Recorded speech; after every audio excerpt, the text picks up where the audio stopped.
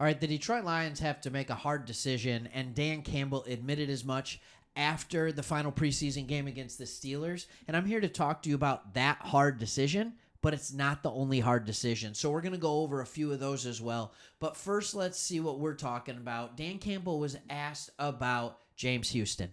This is either your favorite Lions player or you're sick of him and you wish he could get back to where he was year one, but you're starting to wonder if it's a flash in the pan. You don't know what's real. And I think Dan Campbell sits in the same boat. The Lions have tried for multiple years to make him an off-ball linebacker. They've tried to make him be able to drop back in coverage. He can't do it. He's not good at it. The problem is our defense doesn't set up in a way where if all you do is rush the passer, you're getting a ton of run. We have a lot of other guys that can do that. The Detroit Lions play a very interesting front. They play a 4-3 standard, but they also kind of play a 5-2 when they're in certain sets where they bring a linebacker up, and what they want that linebacker to be able to do is either rush the passer, but he's on the line of scrimmage, so he's the fifth man on the line of scrimmage, and the hope is that he can rush the passer or he can drop back. They're trying to do that with Matthew Betts here in the preseason. They've been trying to do that with Houston for 3 years.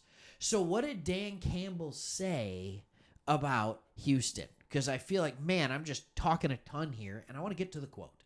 All right, so here it is. Here's when he was asked about Houston. This is what he said.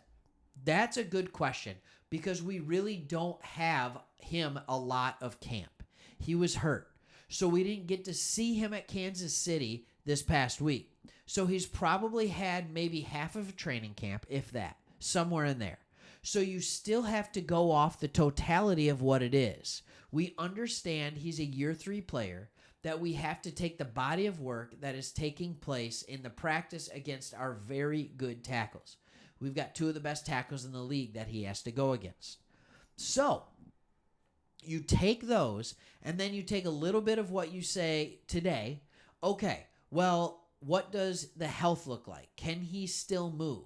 Is it? But I think, look, that's going to be a hard decision for Lions GM Brad Holmes and myself. You know it is, one way or another.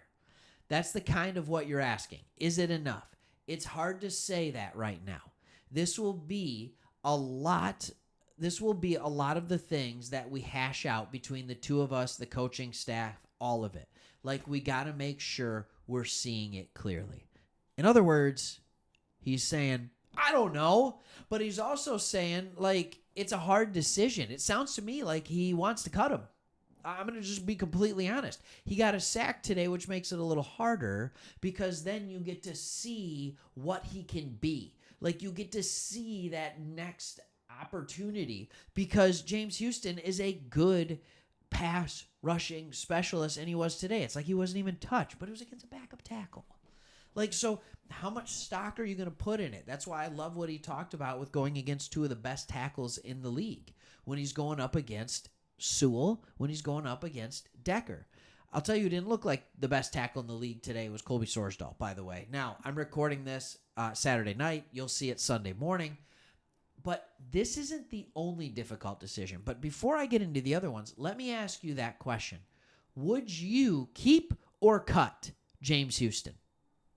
How easy of a decision is it? Look at the roster, and then let me know what you're thinking of. All right, let's go. And I'm sure we're going to be talking about some of these guys very soon because cuts are going to happen really fast. Within the next 24 to 48 hours, you're going to start seeing who the Lions are cutting.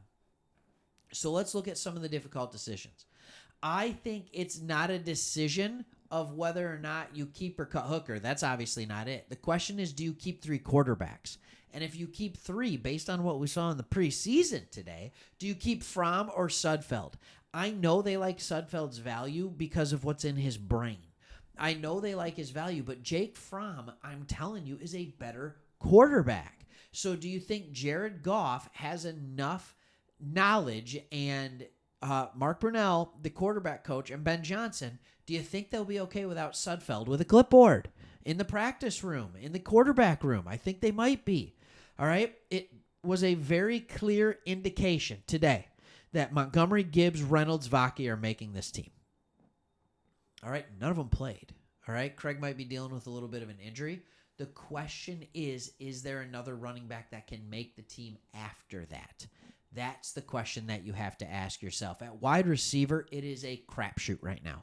You have the big three, St. Brown, Williams, Raymond, Donovan Peoples-Jones played so bad today, it'll make your head spin. I made a short about that, talking about how he just played himself right off the roster. Isaiah Williams just keeps playing great football.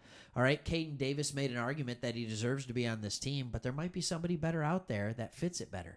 Isaiah Williams is playing great. He's just playing the wrong position. He's playing slot. All right, it's going to be difficult. The offensive line. All right, Colby Sorsdahl did not look good today. He did not look good today. But Giovanni Manu did look good today. Dan Skipper, I don't even believe played. So you got to say with Danny Boy Skipper, he probably has made this team. He's probably made this team.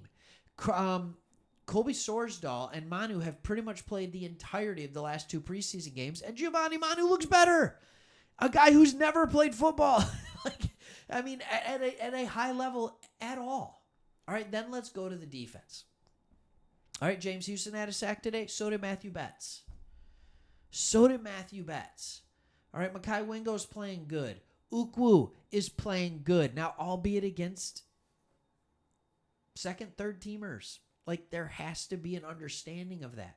None of these guys, Ukwu, Houston, Betts, are doing this against first or honestly even second teamers. So that's the struggle. That's what you don't know. There are a lot of difficult decisions. Ty Summers is making he was the player of the game today. Yesterday, sorry, you're watching this tomorrow, right? He was the player of the game against the Steelers. 8 tackles, 1.5 sacks. Like, are you kidding me with this guy? He's making it difficult. He's balled out 2 straight games. Strickland's playing well. If he is hurt. So what's he going to do? Joseph is hot and cold. Like, Gilmore played himself off the team. But there are so many difficult decisions. So my question to end this video is, who's the one player that is on the chopping block, right? The hypothetical chopping block, but in this case, the real chopping block, that you would just hate to see get cut? Who's that one player you would hate to see get cut? And my answer, I know this is going to be the simple one, and I'll give one offense, one defense. My offensive player that I think I would hate to see get cut, believe it or not, is Isaiah Williams. I don't think he's going to be extremely helpful this year, but with Khalif Raymond getting older, he's not getting younger. I think he'd be a great guy to keep around, to be Amon-Ra St. Brown, not 2.0, more like 0.5, because he won't be as good, but he could be good coming off the bench. I would hate to see him get cut. I really would, and there's nobody else that I'm like, I'm dying here to see if they'll make it or not. Like, I don't think there's any chance in the world Hendon Hooker gets cut. So, yeah, would that devastate me if he got cut? Yeah, it would. That would be awful, right? But at the same time, like, that's not going to happen. It's just, I don't think. All right, on the defensive side of the ball, who would I just hate to see cut? You know, a couple of these linebackers, like a Ty Summers, it's pretty well defined.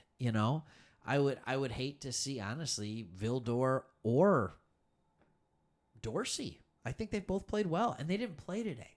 So that tells me that their roster spots are pretty locked up.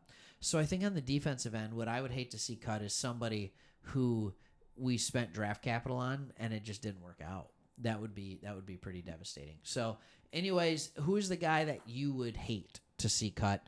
And because there's going to have to be a lot of hard decisions coming today. As you watch this, there will be cuts going around and Monday. All right. Thanks for watching. See you on the next one.